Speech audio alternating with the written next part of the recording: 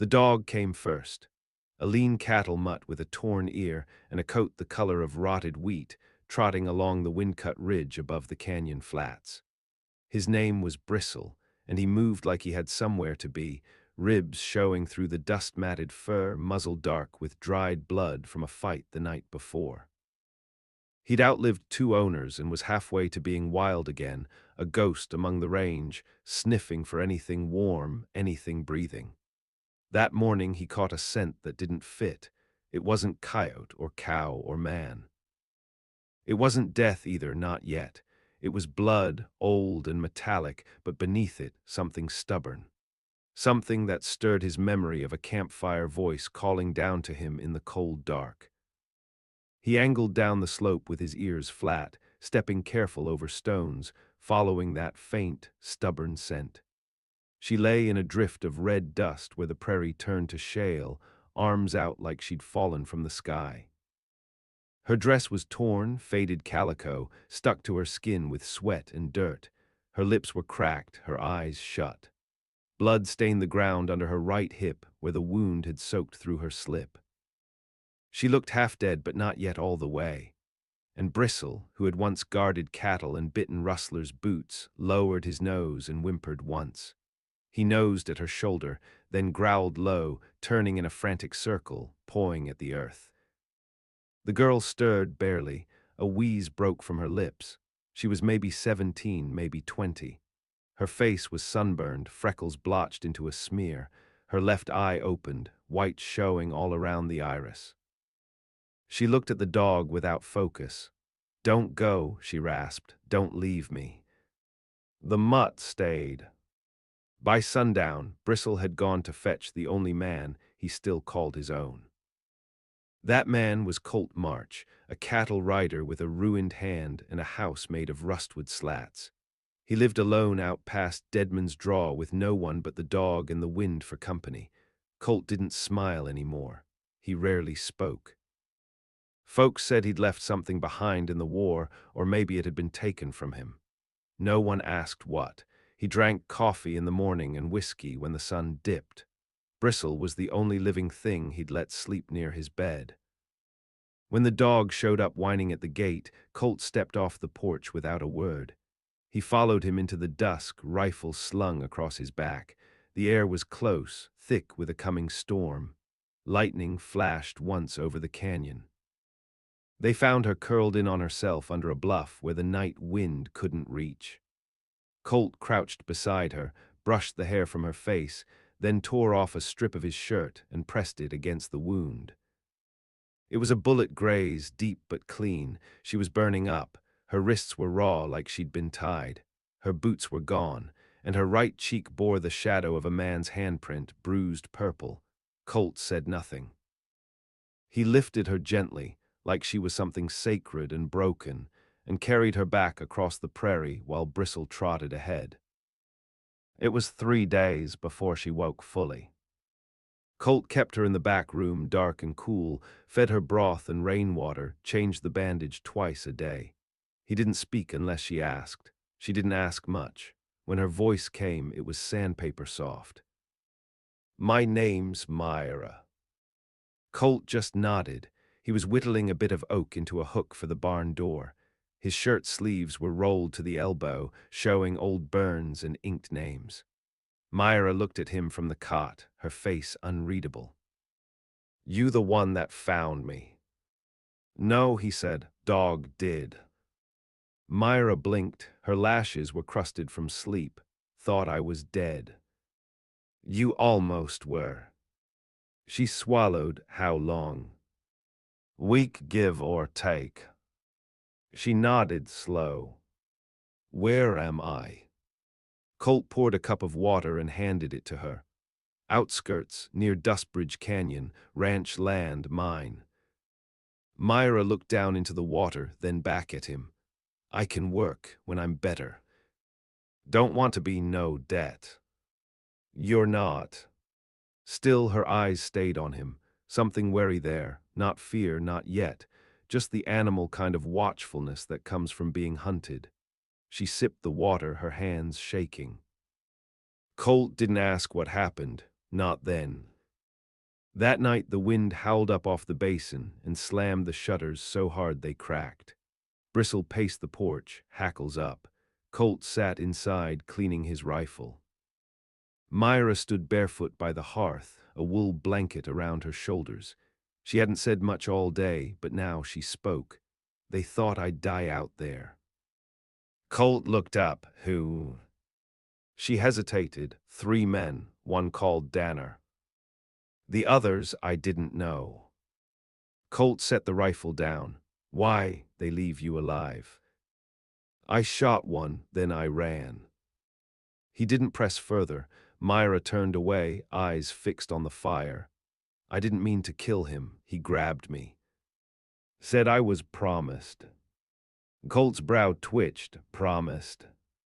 She nodded once, bought more like. Pa traded me off to settle his whiskey debt. Danner runs the land back east of Cold Knife. They call it a ranch, but it's not. It's a prison. For girls. Colt stood slow. How long were you there? 3 weeks, long enough. Silence settled like dust. Bristle scratched at the door. Myra turned her face to the flame again. I'd rather die on the prairie than go back. Colt looked at her a long time. Then he said, You won't. That was the first promise. The wind howled, the night held, the fire burned down to coals. And outside, under a sliver of dying moon, the dog sat sentry, ears flat, watching the dark for what would come.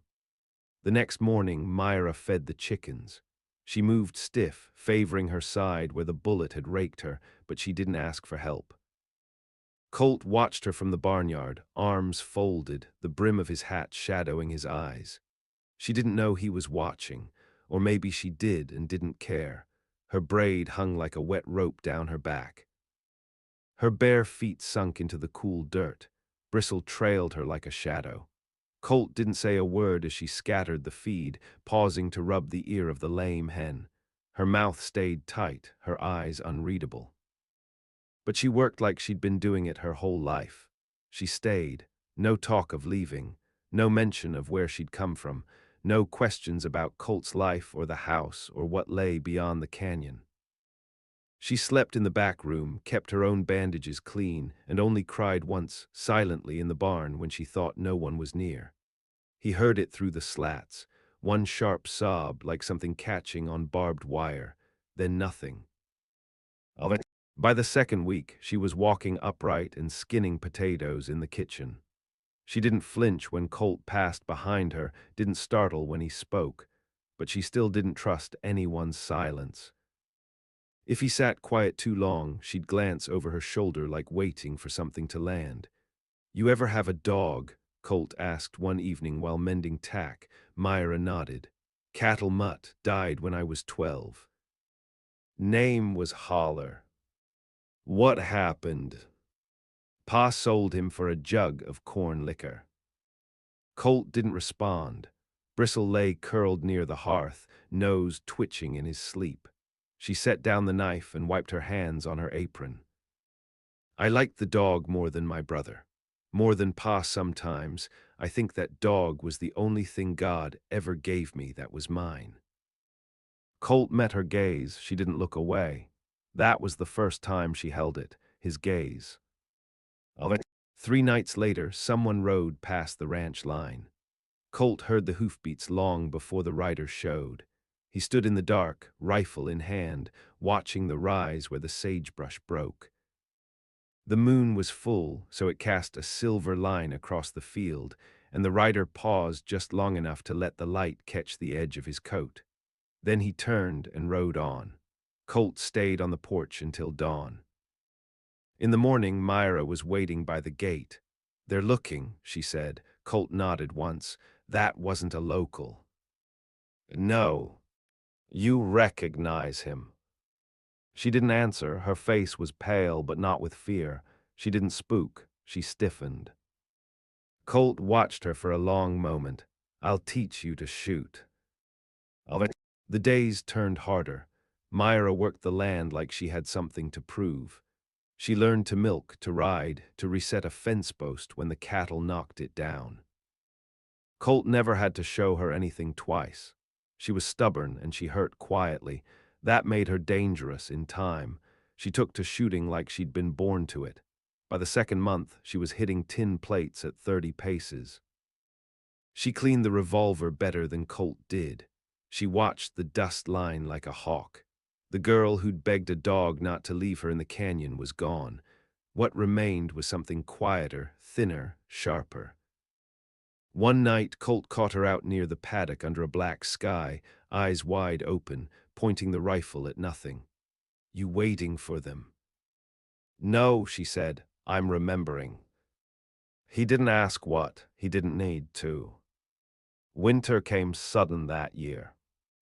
Snow crept in before the leaves even fell, and the nights got cold enough to crack the pump handle. Colt patched the roof while Myra split wood until her hands blistered. They didn't speak much, but the silence no longer felt hollow. It was a peace made of shared labor, of breath and fire and the scrape of boots on frozen ground. One night by the stove, Myra said, "When I was small, my mama told me a story about a dog that found her in a river when she was near drowned. Said the dog dragged her up the bank and stood guard all night till help came." Colt glanced at Bristle. "You believe it?" "I do now." She reached down and touched the dog's head. Bristle didn't stir. "Maybe it's God's way," she said. "Not saving people, just sending dogs." Colt didn't answer. He looked at the fire, jaw tight. She rose and went to her room. He stayed at the stove until the coals turned black. In late January, a rider came again. This one didn't stop.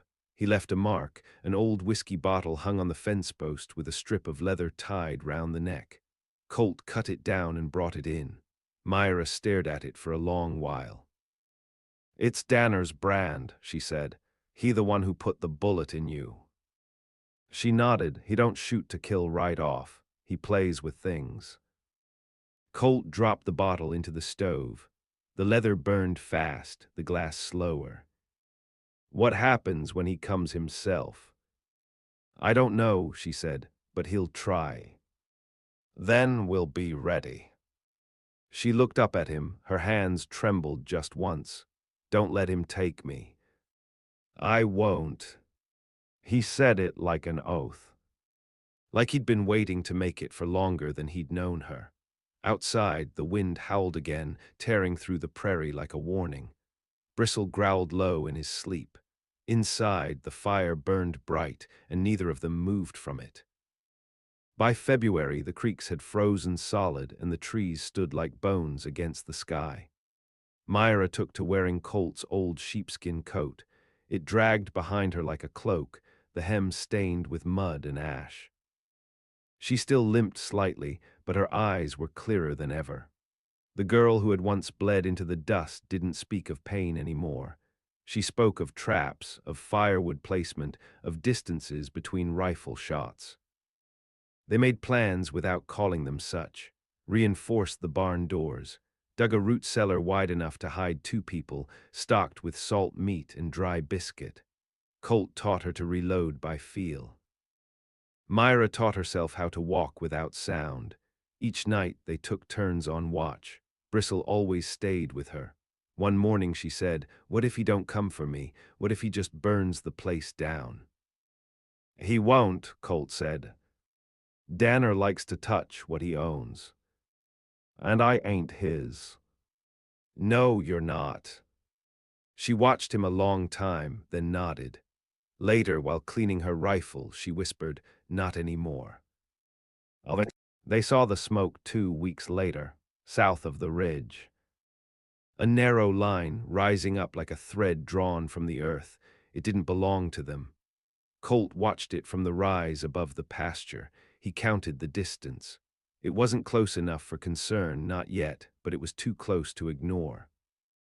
"They'll scout first," he said. "Then they'll test." "How many will he bring?" "He'll keep the girl snatchers close, probably 3 or 4. The rest'll stay hidden." Myra's jaw tightened. "He'll want to take me breathing." Not if you're aiming back. She didn't answer. Her fingers brushed the scar on her hip. That night, Colt opened the chest he kept beneath the floorboards. Inside lay his old war gear, wrapped in oilcloth. A pair of revolvers, long-barreled and heavy, a carbine with a scorched stock, extra rounds, a Confederate buckle dulled with time, and at the bottom a yellowed telegram with a name scratched out. He handed her one of the revolvers. "It's heavy," she said. "You'll carry it anyway." She nodded. He watched her run her thumb along the iron like it was a thing alive. "You ever shoot a man square?" he asked. "No, just once when I ran." "Hurts more after." "I hope so." He didn't tell her she was wrong. Some truths were better left to come hard. Snow fell again on the third night after the smoke, thick and soundless, muting the earth. Myra lay awake, rifle beside her. She tied her hair back with a leather thong, and her boots were tucked beneath the bed for quick reach. She dreamed of fire, of dogs barking, of hands on her throat. She woke to Bristle growling low. The window showed nothing, just snow, just dark, but Bristle didn't growl for nothing. Myra sat up and reached for the rifle. She moved silent across the floor, one step at a time, heart in her throat. She pressed to the wall, listening, a breath, outside, then another, faint but real. She turned and slipped into the hall. Colt was already standing at the door, shotgun in hand, bare-chested despite the cold. His eyes met hers and said everything. He cracked the door slow, just wide enough to see. A shape stood 10 yards off, not moving, just watching. Another stood farther back, on horseback. Myra brought the rifle up. Her hands were steady. The man nearest stepped forward, tall, wearing a duster slicked with ice. His beard was streaked gray. His voice, when it came, was smooth as syrup and twice as slow. "Evening, friend." Colt didn't answer. The man raised both hands. "Looking for something that belongs to me." "Don't see anything of yours here." "She's mine by trade." "Trade over." A pause. "Then it's war, I suppose." "No," Colt said, "it's justice." He shut the door. They didn't attack that night. They didn't need to. They wanted her afraid. Instead, Myra poured black coffee and sat at the table until dawn, cleaning her gun piece by piece. Colt watched her from the stove, his face carved from something older than anger. "They're testing you," he said. "They'll find I'm not soft." He nodded. "They will."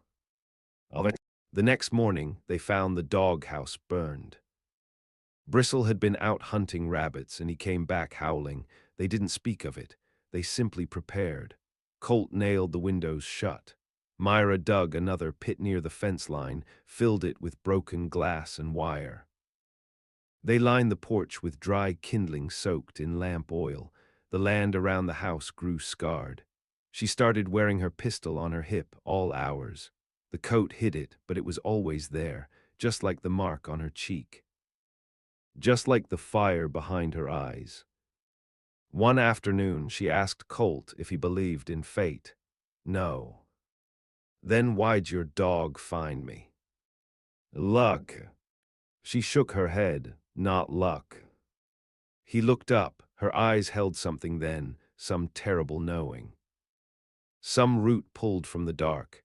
"I think I was meant to bleed in that dirt, meant to be found, meant to burn something down in return." Colt studied her. She didn't blink.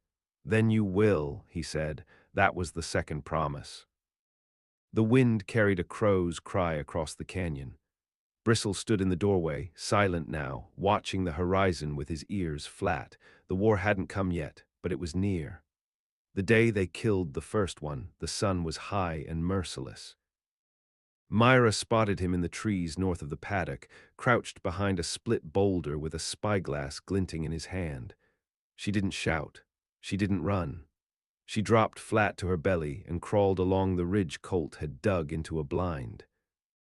Bristle was already there, ears pinned, silent as stone. Colt joined her with the carbine. One look, and Myra whispered, "He's mine." Colt didn't argue. He handed her the rifle. The man leaned out to adjust the glass. He was young, thin. Probably sent ahead to measure the place. He never saw her. The shot cracked through the trees like a snapped bone. He folded back and went still. A crow rose from a branch nearby, then settled again. Myra watched the blood bloom in the snow. Then she exhaled. "That's one," Colt said. She wiped the scope clean. "No more warnings," she said. They dragged the body to the edge of the pasture and hung it from the old windmill by the ankles. A message meant to be seen. A cut rag stuffed into the man's mouth. A bullet casing pressed into his palm. Myra stood below it, arms crossed, hair pulled back tight. Colt watched her for a long moment before he spoke. "Most folks would be broken by now." She didn't look at him. "I was broken before. This is what's left of it." That night the first fire came. Brush lit near the barn, stoked with grease and bone-dry tinder. Colt was out before the smoke reached the porch. Myra was faster. She threw the bucket before he did, stamping out embers with a wet cloth wrapped round her boots. Flames licked the side of the hayloft, but they didn't catch.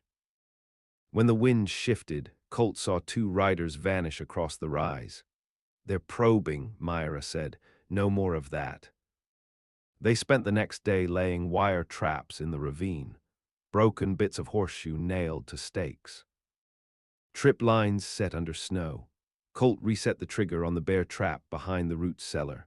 Myra built her own kind of snare, chicken wire strung with cowbells under deadwood. The sound would carry across the canyon.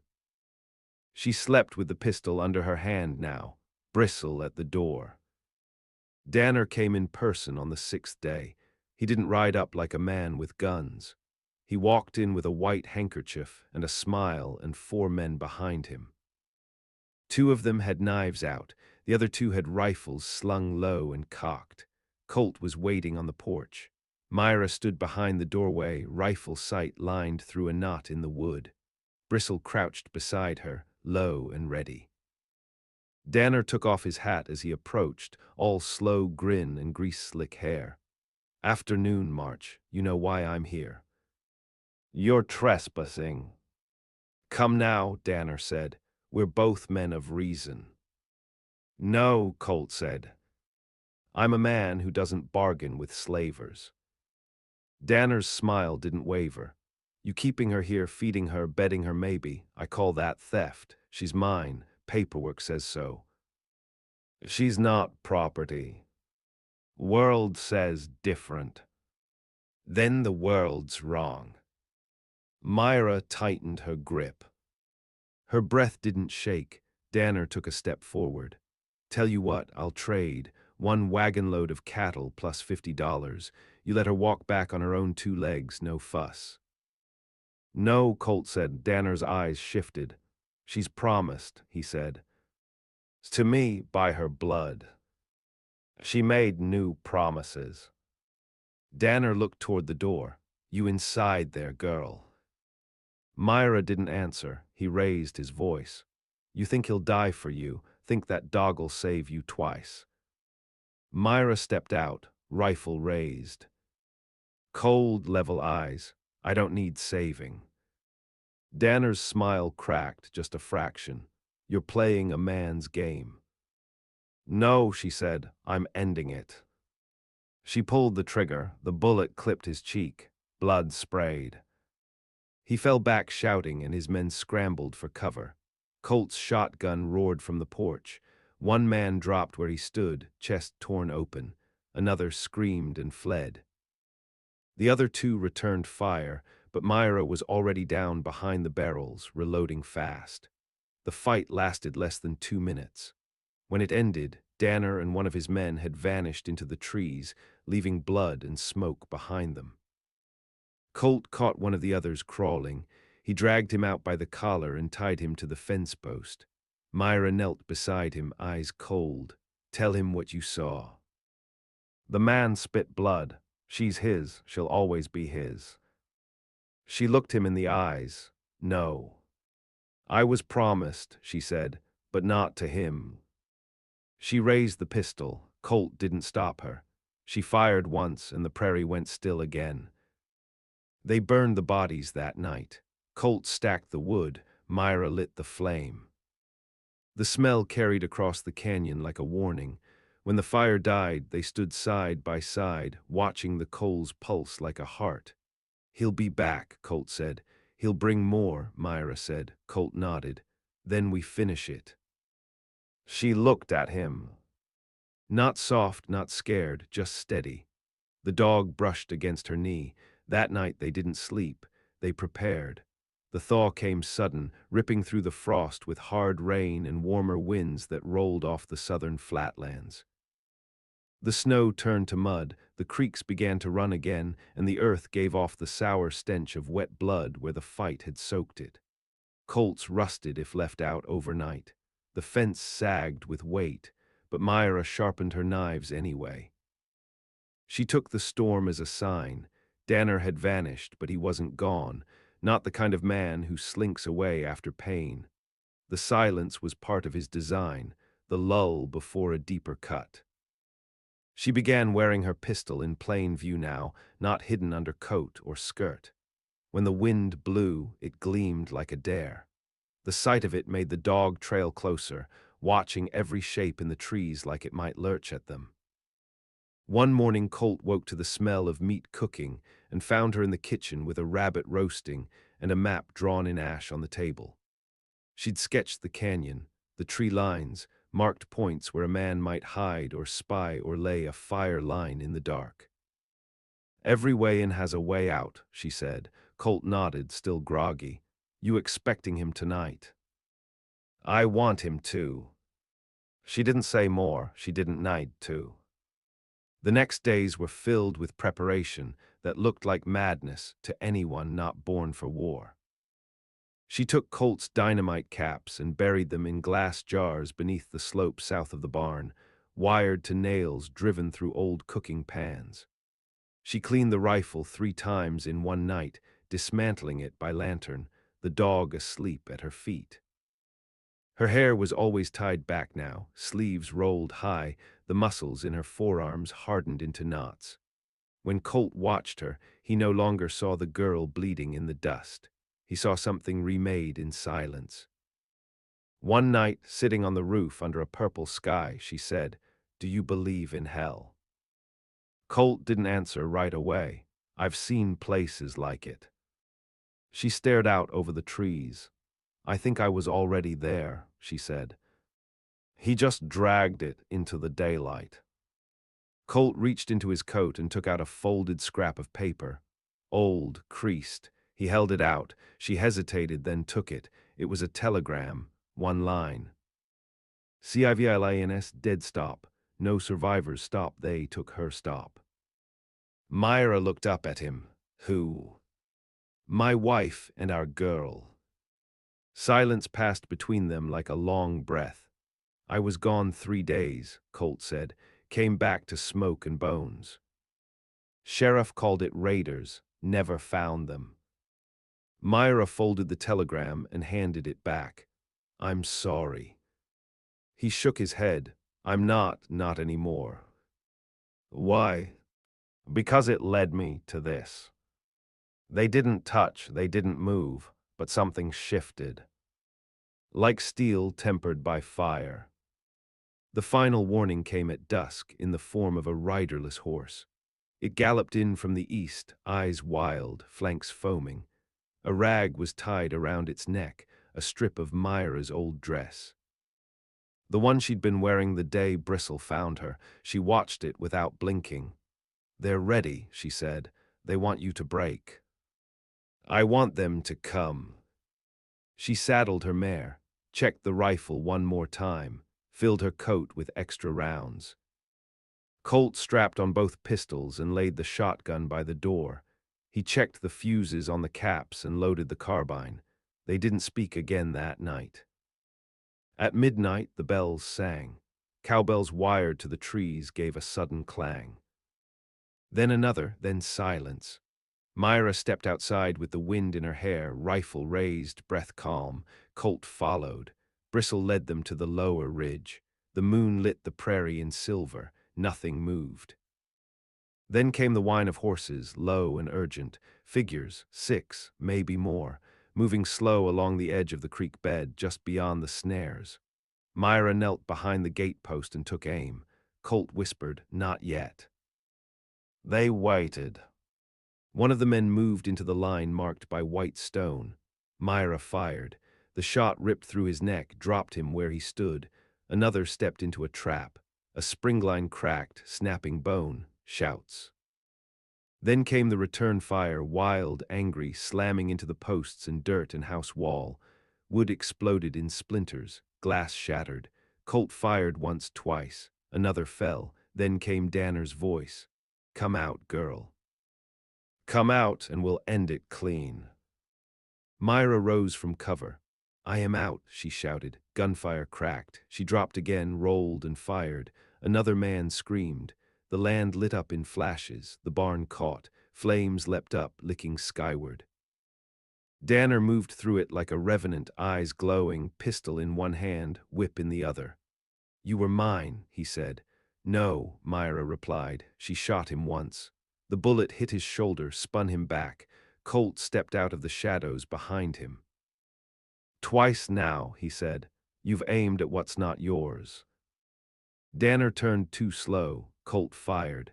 The first round hit center chest. The second clipped his jaw. He dropped to his knees. Myra stepped forward, smoke rising behind her. "You don't get to die easy," she said. Danner laughed, bloody foam spilling from his mouth.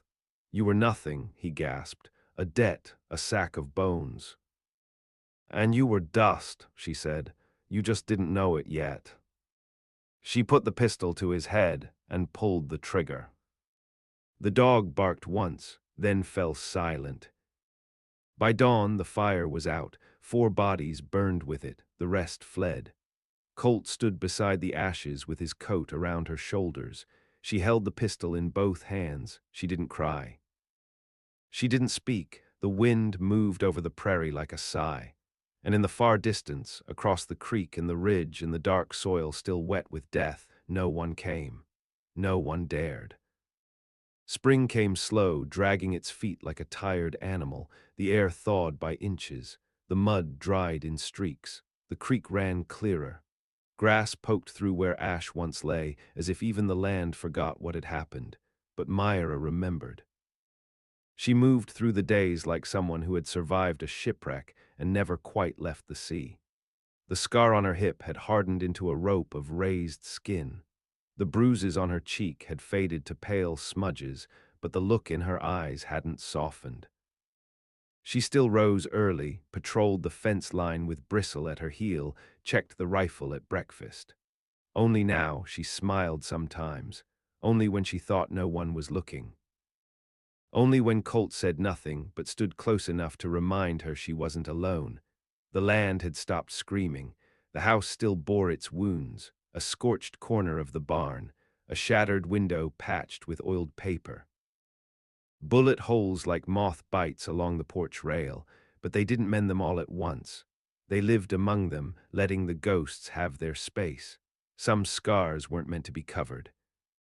Colt built her a forge out by the edge of the yard. Not a big one, just enough to fix tools, maybe shape iron into something clean. He handed her the hammer one morning and didn't say a word. She looked at it like it was a Bible or a sword or maybe both. She took it. By midsummer she was mending hinges and shaping nails. Her hands toughened, shoulders roped with lean muscle. She spoke more now, though not much. When she laughed, it was low and dry, like gravel sliding in a riverbed. It never lasted long. One evening she asked, "You think folks'll ever come out here again?" "Maybe," Colt said, "but not to take." "Good," she said. She looked over the ridge. They buried girls on Danner's land, some without names. "We can give 'em names," Colt said. She nodded, one by one. So they did. In late June, a boy wandered onto the ranch. barefoot, sunburned, maybe 12, carried nothing but a sack with a broken canteen and a knife he didn't know how to hold.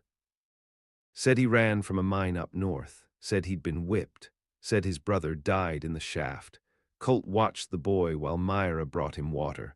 When the boy flinched at her touch, she didn't pull away. She knelt and poured the water slow into his hands. He stared at her. "You gonna send me back?" "No," she said, "not here." That night he slept in the barn. By morning he'd saddled a mule and offered to mend fence. Colt taught him how. Myra gave him a new name. He kept it. Others came later, not many, just enough to matter. A woman with a dead eye and a child on her hip. A man who spoke in half phrases and couldn't sleep indoors. A girl who didn't speak at all but took to carving wood like it was breathing. They came wounded, used up, unwanted. They stayed.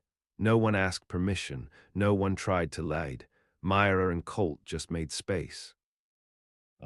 The forge turned into a shed. The shed turned into a hall. The pastures grew again. Wild grass, black soil strong. Colts were born, fences rebuilt. The ash was buried deep. And the prairie whispered quieter now. Not peace, not exactly, but something close. One night, near the edge of August, Colt found Myra standing barefoot in the yard, dress soaked from the waist down, watching the lightning roll along the rim of the world. "You ever think about what comes after?" he asked. She didn't look at him. "I used to," she said. "Not anymore." "Why not?" "Because this is it." He stepped beside her, not close, just enough to share the sky. "You remember when I said I didn't believe in fate?" She smiled a little. "I remember. I think I was wrong." She turned to him. Lightning lit her face pale gold, wind pushing her hair back. She looked older, not in years, but in weight. "Bristle found you," Colt said, "not by chance." She nodded. "No. Not chance." They didn't say anything more. The storm passed overhead without breaking. Bristle died in the fall, no warning, just lay down by the chicken coop and didn't rise. Myra found him at dawn, curled like he was sleeping. She sat beside him a long time, hands folded in her lap, not crying. When Colt came out, she said only, "He saw me first." They buried him on the ridge, facing west, carved a small stone. "Bristle, guardian free." She planted wild sage over the grave. It took. Years passed and no one spoke Danner's name again. But when strangers came asking about the girl who once survived a canyon, who lit a man's skull on fire with her eyes, they were told a simple thing. She lives on a ranch where no man raises a hand uninvited, where girls carry knives and dogs don't bark without reason, and where a cowboy's dog once found a dying girl in the dust and knew before any of them. She was the one they were waiting for. She was the bride the land had promised, and now she walks it free.